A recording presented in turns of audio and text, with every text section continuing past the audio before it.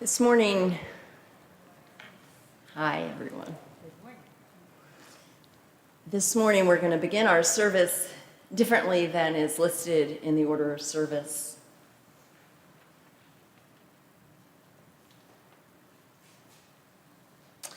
And it will take the time it takes. For there has been another tragedy in our country. And around this country right now, in small churches, country churches, city churches, cathedrals, all types of religions, people are gathering with heavy hearts, with the reality of the world that is outside of these walls. It is always and often a challenging thing as a clergy person to balance the need for hope and inspiration, wanting people to leave feeling better and held, offering promise, and also knowing the human need to acknowledge the pain in the world. So we're going to begin this morning by taking the time it takes to remember those who were shot, not just in a general way, but by name. And I invite you to gather within yourself, gather with each other, gather online. Imagine, if you can, reaching out your hands not only to each person in this sanctuary and online, not only to Unitarian Universalists across the world, not only to people sitting in other churches and places of worship, but specifically to these families who are holding this loss. Tuesday, May 24th, an 18-year-old gunman locked himself in a fourth grade classroom at Robb Elementary School in Texas, and 19 children ages 9, 10, and 11, and two teachers were killed.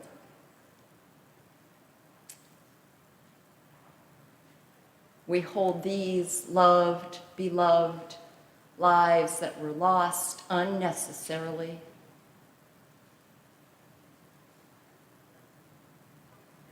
In our hearts and minds. We remember Nevea Alasa Bravo, 10 years old. Her aunt telling us that her name is Heaven, spelled backward. Jacqueline Kazars, 9, whose father described her as someone who would give the shirt off her back to help someone. Her second cousin, Annabelle Rodriguez, an honor roll student and so close to Jacqueline. McKenna Lee Elrod, 10, whose family has asked for privacy. Jose Manuel Flores Jr., 10. A photo taken at school that day showed him smiling, proudly holding a certificate showing that he made honor roll. Eliana Garcia, 10. Her family said she was very happy, very outgoing, loved to dance and play sports, big into family. Irma Garcia, 48 years old, 23 years teaching at the Robb Elementary School. She and her husband of nearly a quarter of a century, 41 years, I believe, Joe, had 4 children. 2 days after her murder, he died of a heart attack. Zaya Garcia, 10. whose grandfather called him the sweetest little boy I have ever known. Amaria Jo Garcia, 10, who loved to paint, draw, and work in clay. She was very creative, said her family. Whenever she saw flowers, she would draw them. Xavier Lopez, 10. Xavier had been eagerly awaiting a summer of swimming. He was just a loving little boy, just enjoying life, not knowing that this tragedy was going to happen.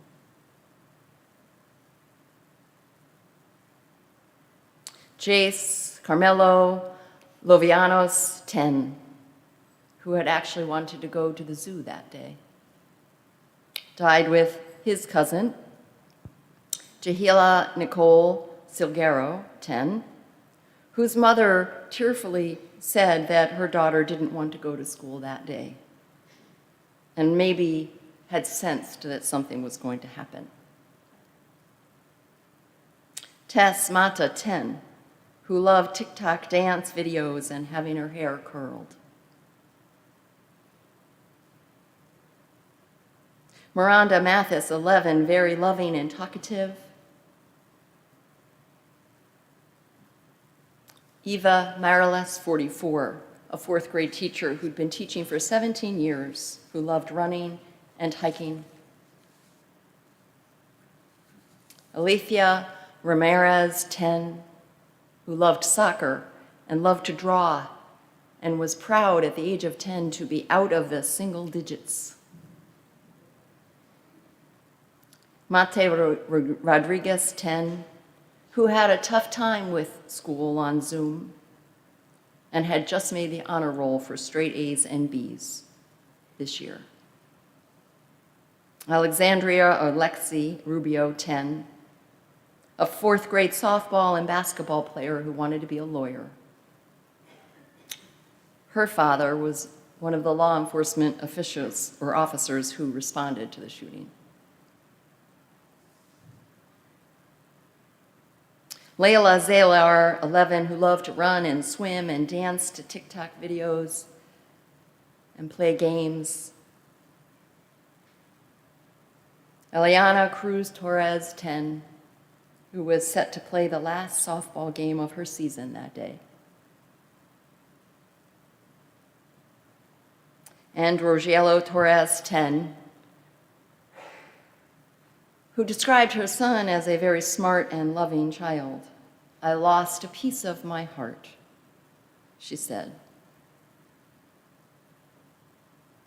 So let us take a minute now and hold in our hearts the pain, not to feel bad, not to feel guilty, not to be a downer, but rather because it is the least we can do for these families.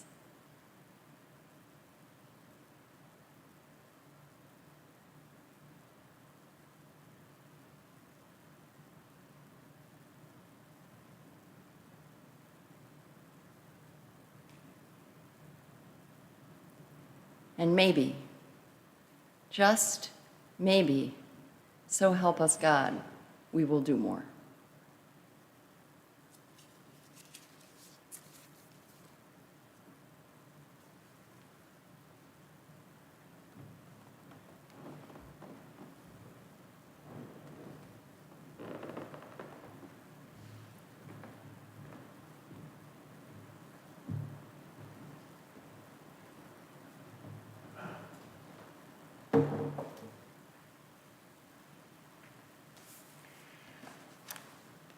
Good morning.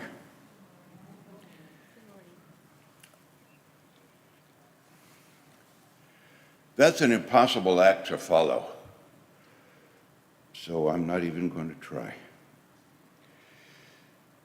Welcome to the First Religious Society Unitarian Universalist in Newburyport, Massachusetts. I'm Ray Wilson, and I have the honor and privilege of serving as your worship associate this morning. This morning, is our concluding worship service focused on world religions. Today, we will hear about Christian mysticism and humanism. We invite you to listen to the beautiful reflections they offer each other. We would also like to wish everyone a blessed Memorial Day weekend and thank the brave men and women who have made the ultimate sacrifice. Let us remember those who courageously gave their lives. We come together as a church community, online and in person, committed to love, peace, and justice. Our core values are authentic connection, courageous action, love, spirituality, and wonder.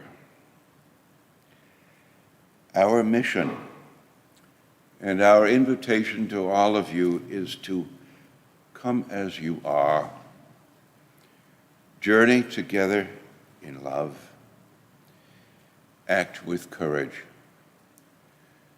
and transform our world.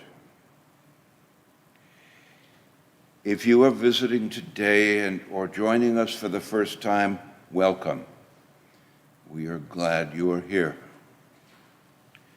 If you are joining us online, you will find a link to the order of service in your reminder email or just below the live stream window. I call your attention in the order of service to all the great things going on this week. I would especially draw your attention to a busy and wonderful weekend coming up. Next Friday, or Friday, June 10th, is our long-awaited church auction. It promises to be an evening of fun and fellowship, not to be missed. Please buy your tickets today outside after the church service.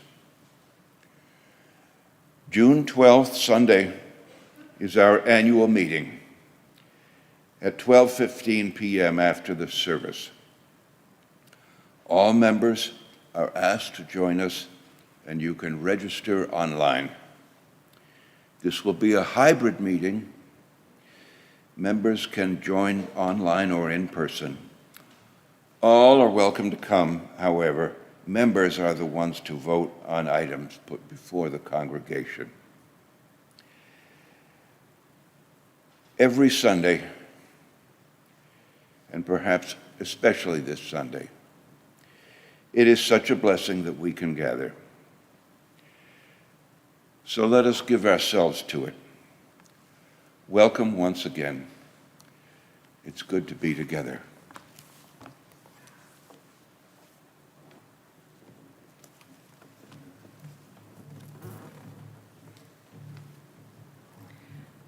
Our first call to worship this morning, echoing the humanist tradition, are words of Theodore Parker.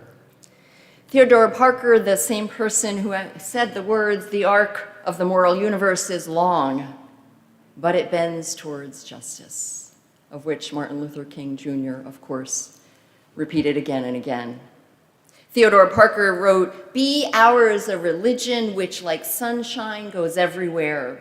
Its temple, all space, its shrine, the good heart, its creed, all truth, its ritual, works of love, its profession of faith, divine living."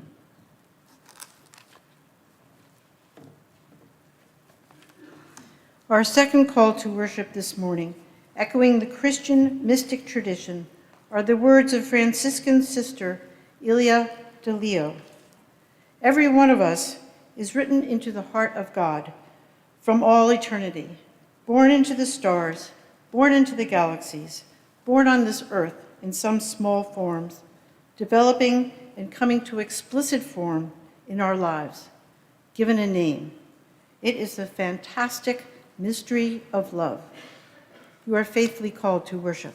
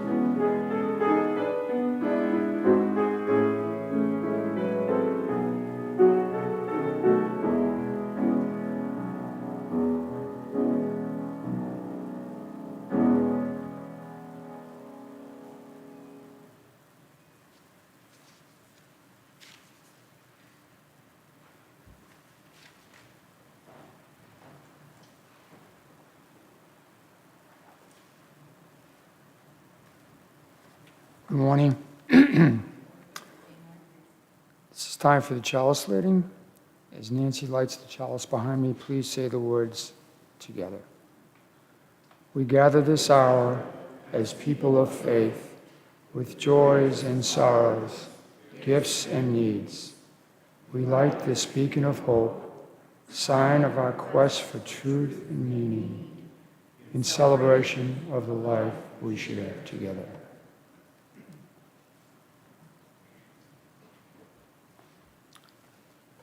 Each week, we also light 2 candles of peace, representing 2 places on earth we lift up and remember as a sacred encounter with our world.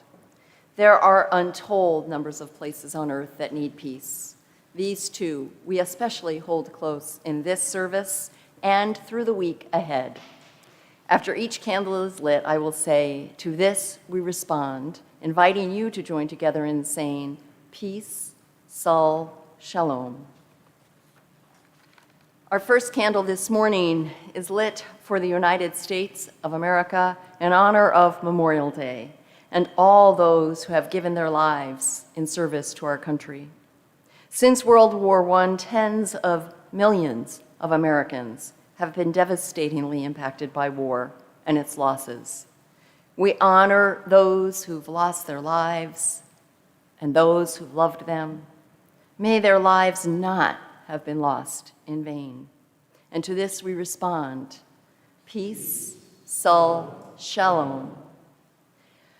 And on a brighter note this morning, because we have room for it all, we light our second candle in honor of Anna Jake's Hospital down the street, where on Wednesday, the father of our family who's living next door, Mohammed Aqua Mazari, will be starting his job at the hospital, which is good news. And to that we respond, peace, Sol, Shalom. Let's join together in our affirmation of faith and doxology. The words can be found in your order of service. I missed the hymn, didn't I? No, what I'd like to do is cry, but actually I'll carry on. Let's do the hymn, and it will lift our moods. Please rise and embody your spirit. Let's sing number 38, Morning Has Broken.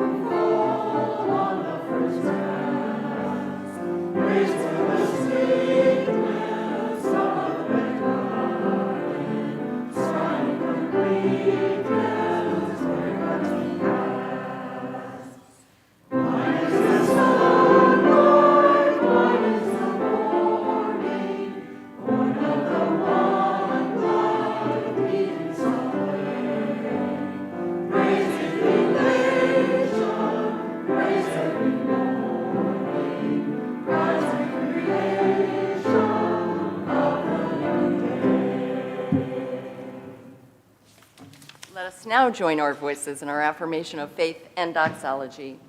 The words are found in your order of service. Love is the doctrine of this church. The quest of truth is its sacrament, and service is its prayer. To dwell together in peace, to seek knowledge in freedom, to serve humankind in fellowship, to the end that all souls shall grow into harmony with the divine. Thus do we covenant with each other and with God. Amen.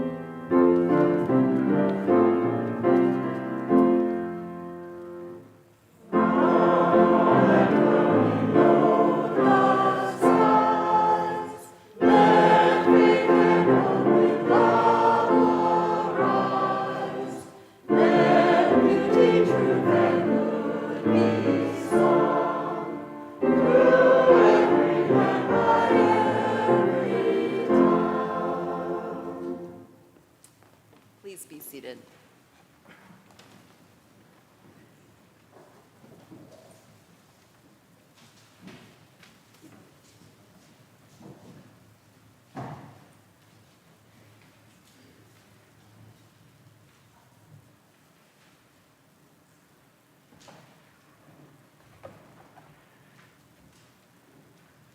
The generosity of our community is an essential ministry that supports the church of our church, the work of our church, both in Newburyport and beyond. Each week, 50% of the Sunday offering not designated as a pledge goes to a local or community partner engaged in important efforts to help transform our region. The May shared collection will support Emmaus Incorporated. Emmaus yearly serves more than 2,000 homeless men, women, and children from the Merrimack Valley and the North Shore. On any given night, roughly 300 people call Emmaus home. More than 80,000 meals are served yearly to shelter residents, and many housing and program participants receive emergency food from Emmaus's food pantry. And 91 cents of every dollar raised goes directly to Emmaus programs. If you wish to give online, please use the link in your order of service or in the video description. You can also make a contribution via text message, and of course, you can always mail a check to the church as well. The morning offering will now be gratefully received.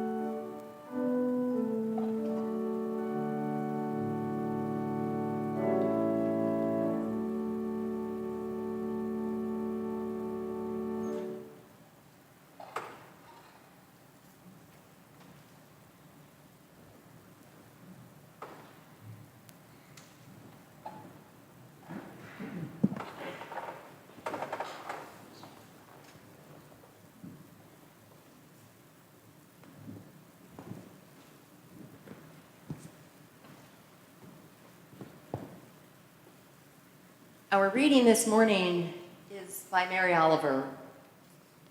And Jane chose this reading as it illustrates the bridge between Christian mysticism and humanism, as does Mary Oliver's life and her own faith journey. The bridge between nature and the divine, between human and the divine.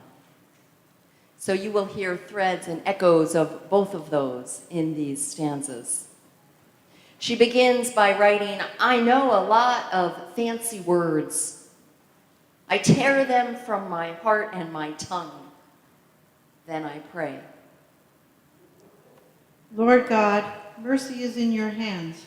Pour me a little, and tenderness too. My need is great.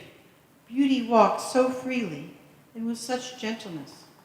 Impatience puts a halter over my face, and I run away over the green fields, wanting your voice, your tenderness, but having to make do with only the sweet grasses of the fields against my body.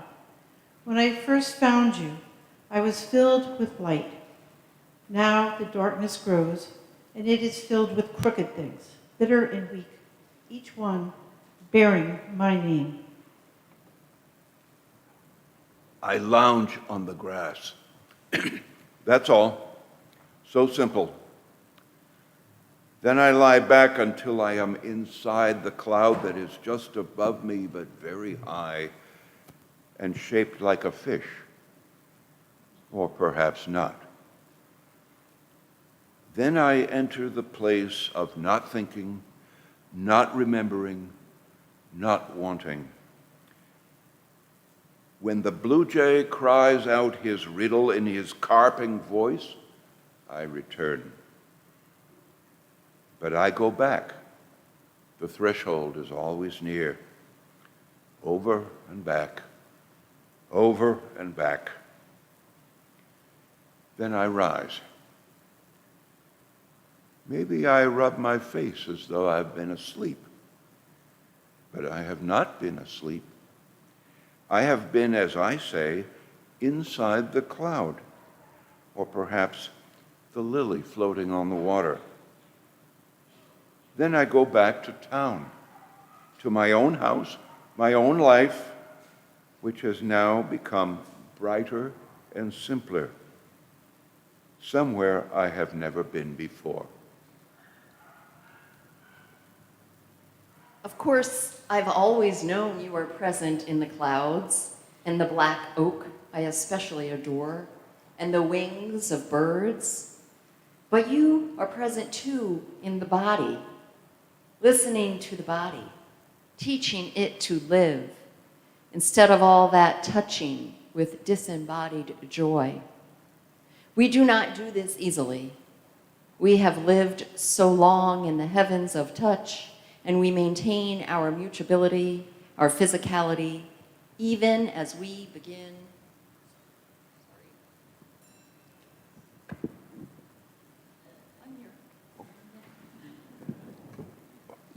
begin to apprehend the other world. Slowly, we make our appreciative response.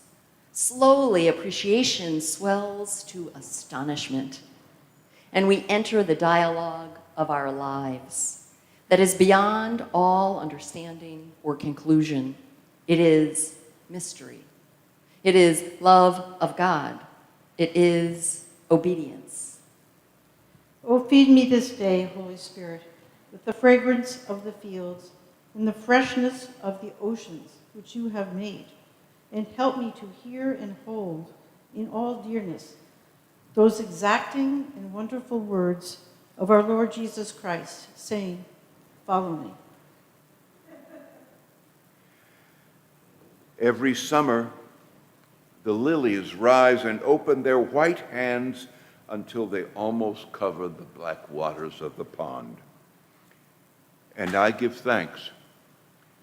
But it does not seem like adequate thanks. It doesn't seem festive enough or constant enough, nor does the name of the Lord or the words of thanksgiving come into it often enough.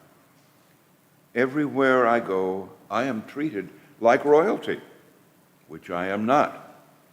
I thirst and am given water. My eyes thirst, and I am given the white lilies on the black water. My heart sings, but the apparatus of singing doesn't convey half what it feels and means. In spring, there's hope. In fall, the exquisite necessary diminishing. In winter, I am as sleepy as any beast in its leafy cave. But in summer, there is everywhere the luminous sprawl of gifts, the hospitality of the Lord, and my inadequate answers as I row my beautiful temporary body through this water lily world.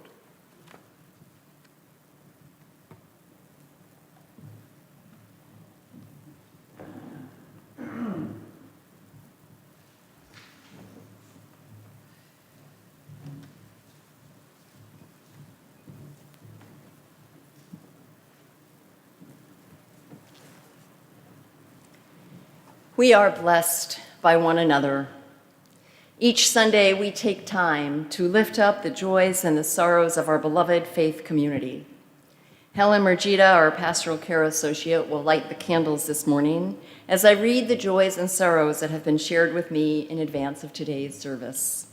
If you would like to share a joy or a sorrow to be read in the service, you can always send an email to betweenus@frsuu.org or directly to me.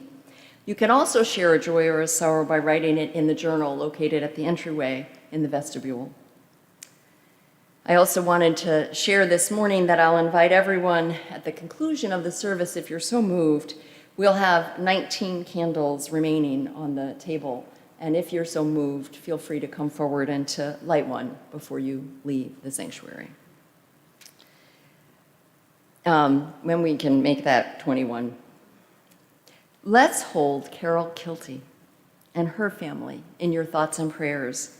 Carol's son and his family were involved in a car accident last weekend. They suffered significant injuries, but we'll all be okay. And with all of that commotion on that evening, Carol fell and broke her clavicle bone. She is currently at Country Manor Rehab waiting for another son to arrive. He'll be here Tuesday, and she'll be going home at that time.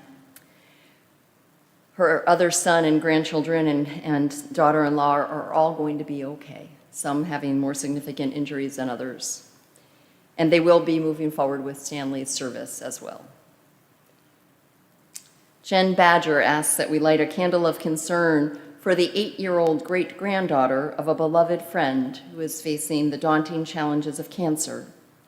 Please keep this brave child in your thoughts and prayers. And we light one final candle for all those joys and all those sorrows that, although unspoken, are held in just as much love and prayer. And let us sit together again in another minute of shared meditation, silence, prayer, communion of hearts.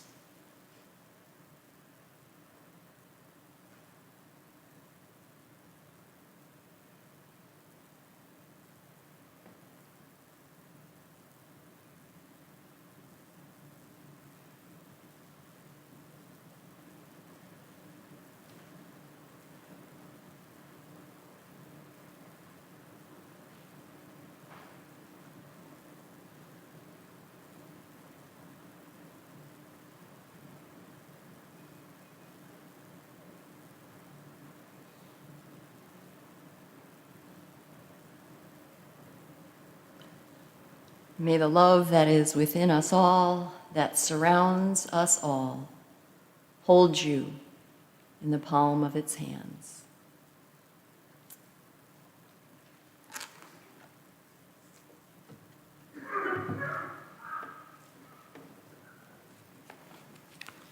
Good morning. Thank you for the opportunity to share with you this reflection. My topic this morning is hope and belonging and Christian mysticism. By way of context, let me share that I was raised a Roman Catholic. I left the church in my early 20s.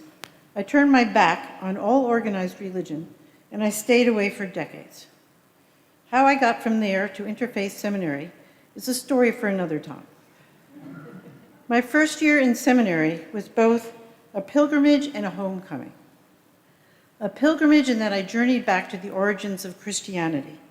A homecoming in that I reclaimed a love of Jesus, which I had stepped away from when I distanced myself from the Catholic Church. I opened my mind and my heart to the teachings of Jesus and to the example of his life. I opened myself to the teachings of Christian mystics, as well as to those teachings from mystics of other traditions, and I reclaimed my own mystical experience. Of course, mysticism does not belong to any one tradition, but rather runs through all of the great religious traditions of the world. Theologian Wayne Teasdale says that mysticism allows us to recover the sacred mystic heart that lies at the center of all of those traditions. Mysticism transcends religion and enables us to work in a space that is beyond beliefs, dogmas, and norms, and operates in the realm of spirit, which connects us all. My own experience happened 12 years ago.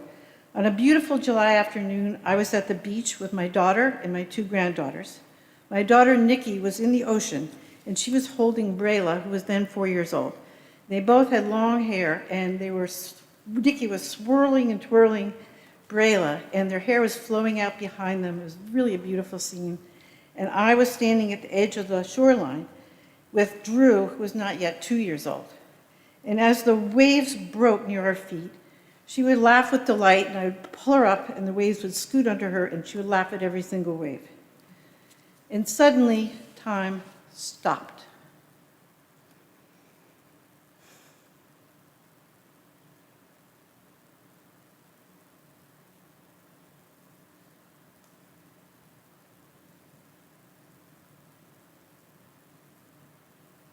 Time stopped.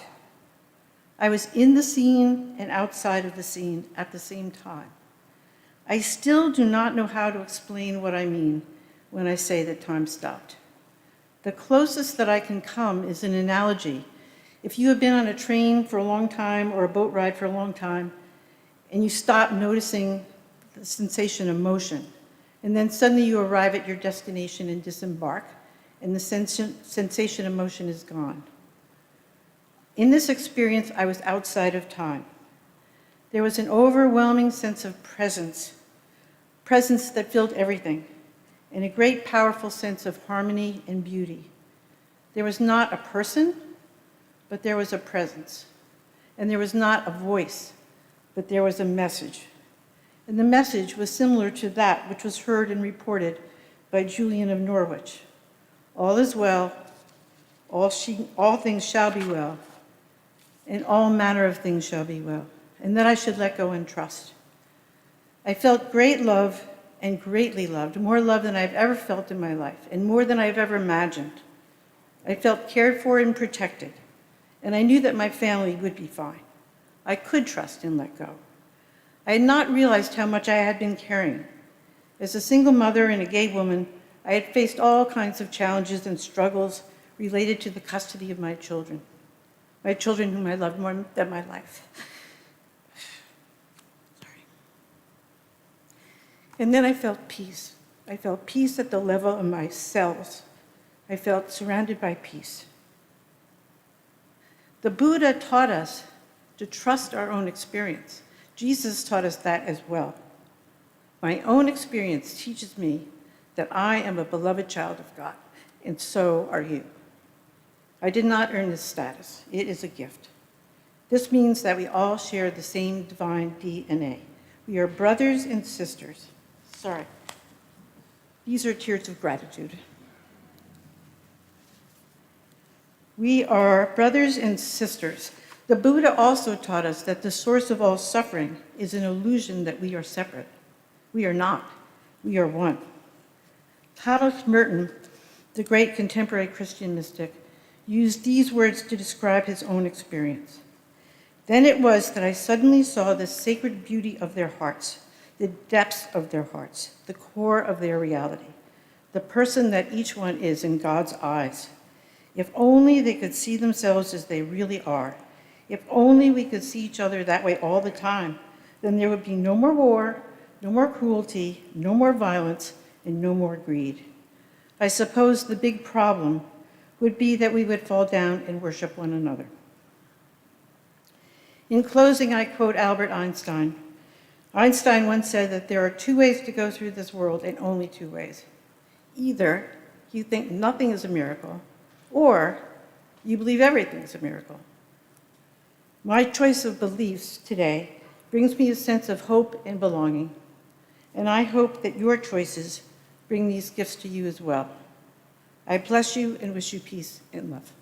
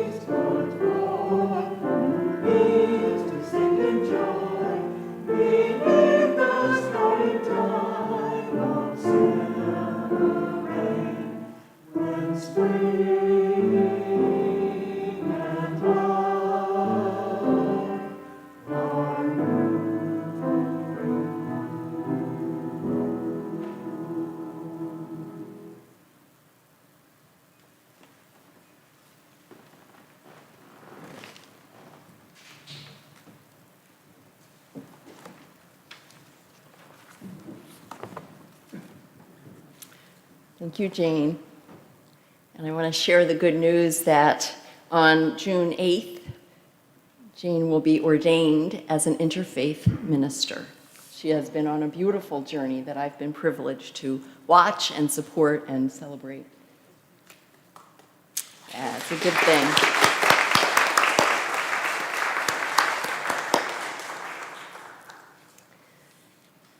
For our final exploration of world religions this month, I'll focus briefly on humanism, which by definition is a philosophy rather than a religion.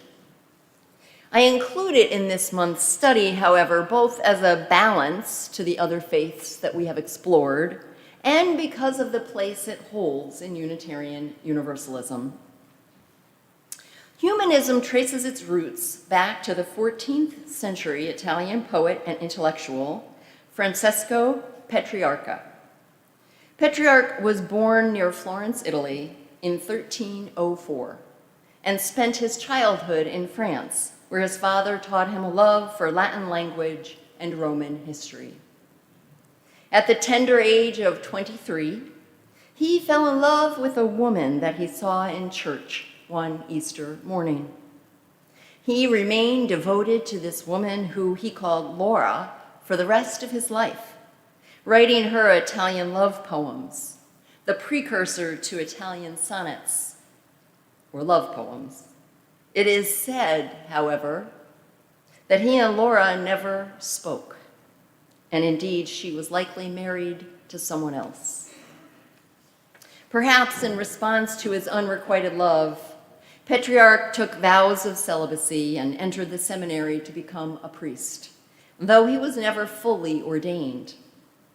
In 1930, that's not possible. It's not 1933. Lord help me. I'm on a roll today. 1333. While traveling in the Netherlands, he discovered lost manuscripts of the ancient Roman orator Cicero. This discovery fueled his passion for Roman history, to which he devoted his life's work. In addition to discovering lost manuscripts across Europe and writing poetry, he wrote voluminous numbers of what were called letters, and in fact, in many places, he is considered the first person to write letters. These letters addressed topics of poetry, politics, and paganism or non-Christian authors. Through all of this, he remained a devout Catholic, even as he rallied against the Curia, or the leaders of the church in France, which he described as, quote, hell on earth. After Laura's death from the Black Plague mid-century, Petrarch returned to Italy, where he spent the last 2 decades of his life. He died at the age of 70, literally with his head hung over a book of Virgil's poetry. We hope he died in peace, having reconciled Greco-Roman history and Christianity, 2 of his greatest loves. And this bringing together of classical culture and religion dubbed him the father of humanism. With its foundings in the Renaissance, humanism wound its way through history all the way to the founding of the American Humanist Association in 1941. It was founded by 2 Unitarian ministers, John Dietrich and Curtis Reese. The International Humanist Association was founded in 1952 with representation from over 80 countries. Over the years, there have been 3 humanist manifestos written in 1933, 1973, and 2003. Each of them espouses similar fundamental beliefs, though with different focuses. What is called the minimum statement on humanism, in case you're wondering, well, what is humanism? The minimum statement, as written by the Humanists International, described the humanist philosophy in these words.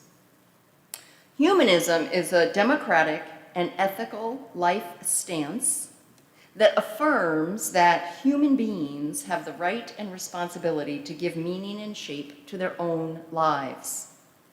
Humanism stands for the building of more humane society through an ethics based on human and other natural values in a spirit of reason and free inquiry through human capabilities. Humanism is not theistic and does not accept supernatural views of reality. The American Humanist Association has the tagline, "Good without God."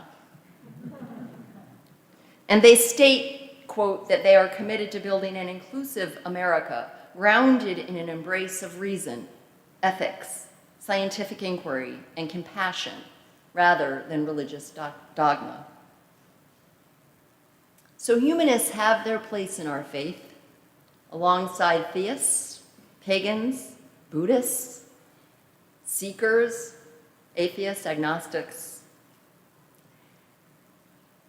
And with that, I actually will close this month-long exploration of world religions. Over these last Sundays, we've gotten a glimpse into the traditions of Judaism, Buddhism, Hinduism, Christian mysticism, the hope of our youth, and humanism. I hope this leaves you with a greater appreciation for what all of these religions and the diversity within them is. And perhaps for some of you, it leaves you with an appetite to know more. I'd like to shift now in my closing remarks to a personal story and a woman who is a bridge builder between these two traditions that we've studied today, Christian mysticism and humanism. And I'll offer my closing thoughts.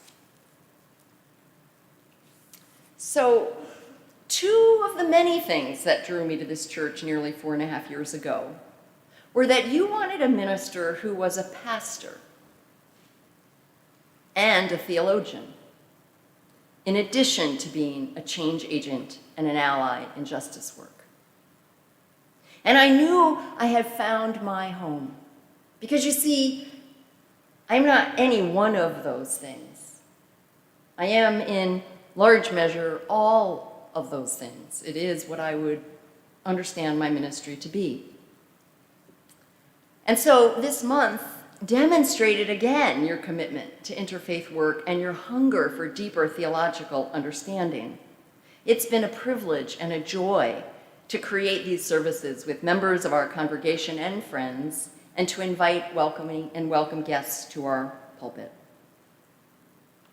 As I said in my opening remarks on May 3rd, interfaith understanding happens on a continuum, and it can be transformative. Its potential, its possibilities, and its privileges are profound and, I believe, essential.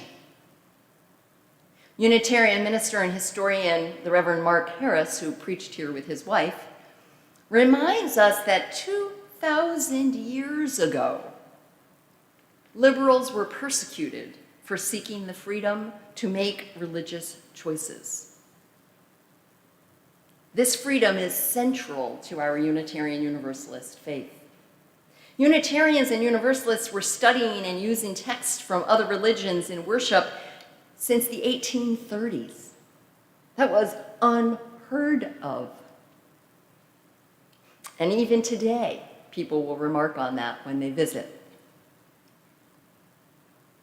Poet Mary Oliver, who some call the poet laureate of Unitarian Universalism, is a splendid example of a person who's held various beliefs and traversed a lifelong journey of faith, though she was very private.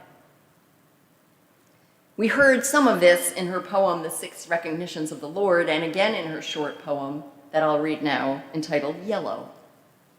Written much earlier, she wrote, "Yellow, there is the heaven we enter through institutional grace, and there are the yellow finches, bathing and singing in the lowly puddle." Mary Oliver was long understood to be a skeptic of religion, and instead to find meaning in the natural world. As I know her more deeply and studied and many ministers in our faith who knew her personally, I'd say she was equally hurt by religion as she was skeptical. Indeed, she found meaning in the natural world, no doubt.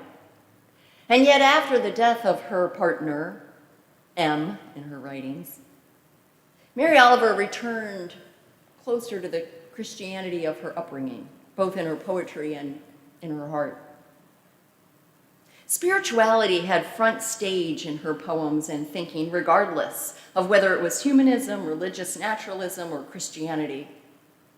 In 2000, in her book Winter Hours, she wrote this: "Now I think there is only one subject worthy of my attention, and that is the recognition of the spiritual side of the world. What I mean by spirituality," she wrote, "is not theology, but attitude."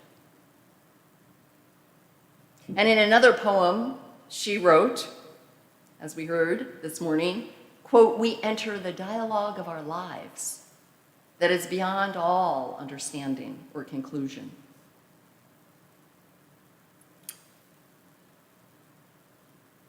So, why does this matter, and what is the role of religion in life today? I want to share a very short story and then a highlight of what I believe some of the risks are and the importance of religion.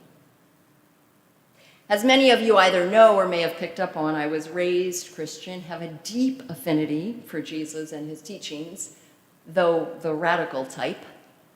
If I wasn't you as a minister, I'd be probably one of those operating outside of church bounds.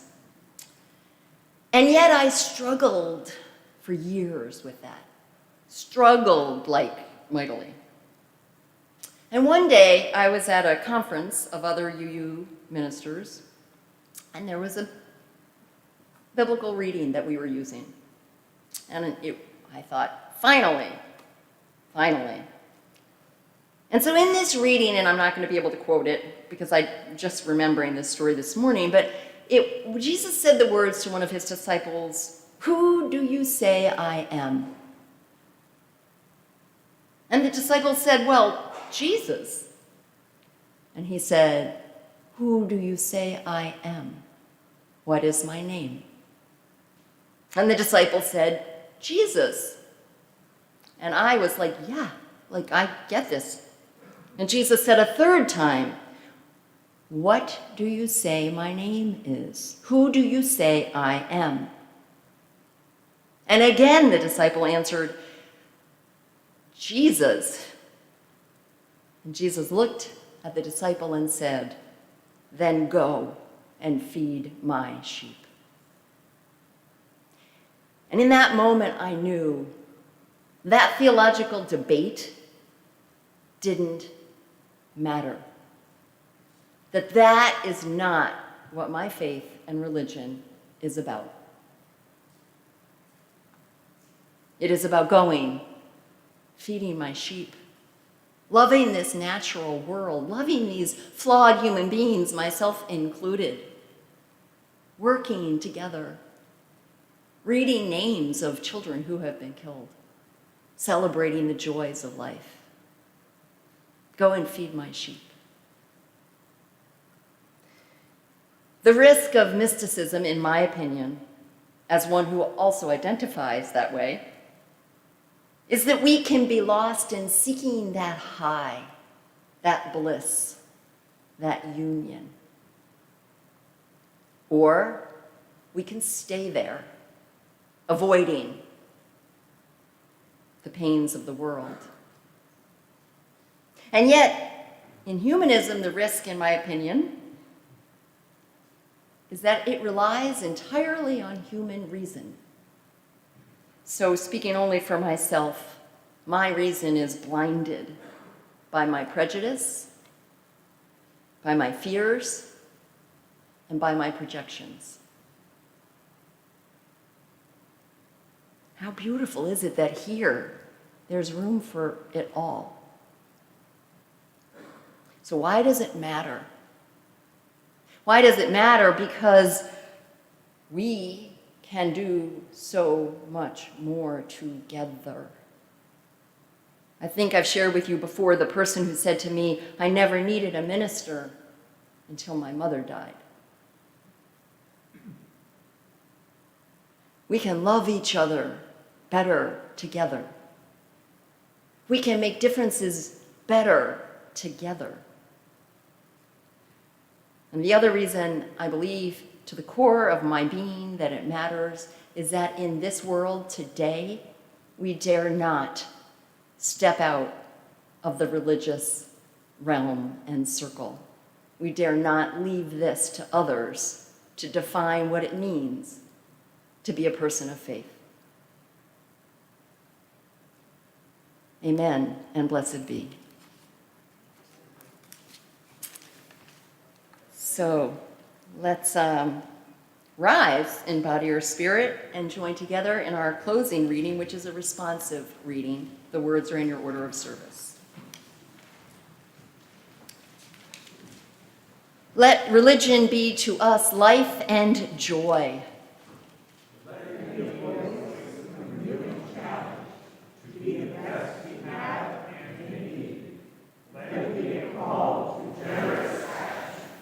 Let religion be to us a dissatisfaction with things that are, which bids us serve more eagerly the true and right. Let it be sorrow that opens for us the ways of sympathy, understanding, and service Let religion be to us the wonder and lure of that which is only partly known and understood.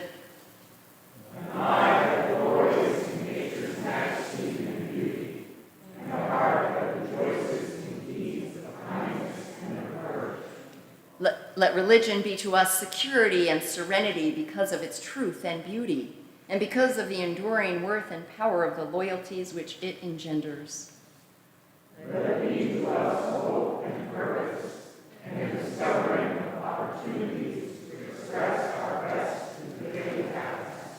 Religion, uniting us with all that is admirable in human beings everywhere, holding before our eyes a prospect of the better life for humankind, which each may help to make actual. Let's join our voices now in hymn number 354, We Laugh, We Cry.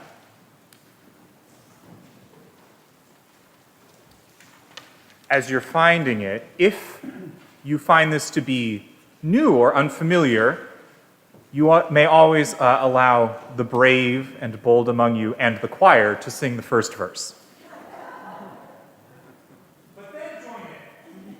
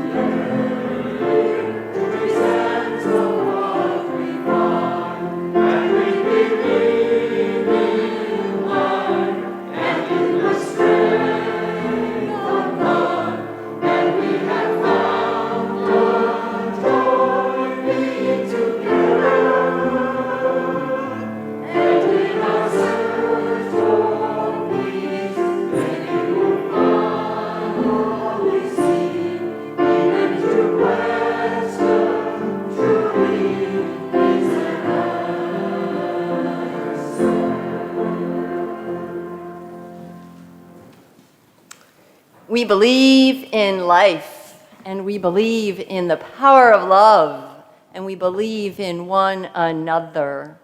So hold out your blessed virtual hands, even here in this sanctuary. Just know that the energy between us is real, that we hold each other in the palm of our hands. For whether or not we ever know all the right questions, certainly the right answers, we know this: we can choose each and every day to try again in love, peace, and justice, loving and caring those around us, ourselves, and the world and earth on which we live. Go in peace, my friends. Return again in great joy. Amen, and blessed be. And we'll do our unison benediction so our words close the service. May the love which overcomes all differences, which heals all wounds, which puts to flight all fears, which reconciles all who are separated, be in us and among us now and always. Go in peace.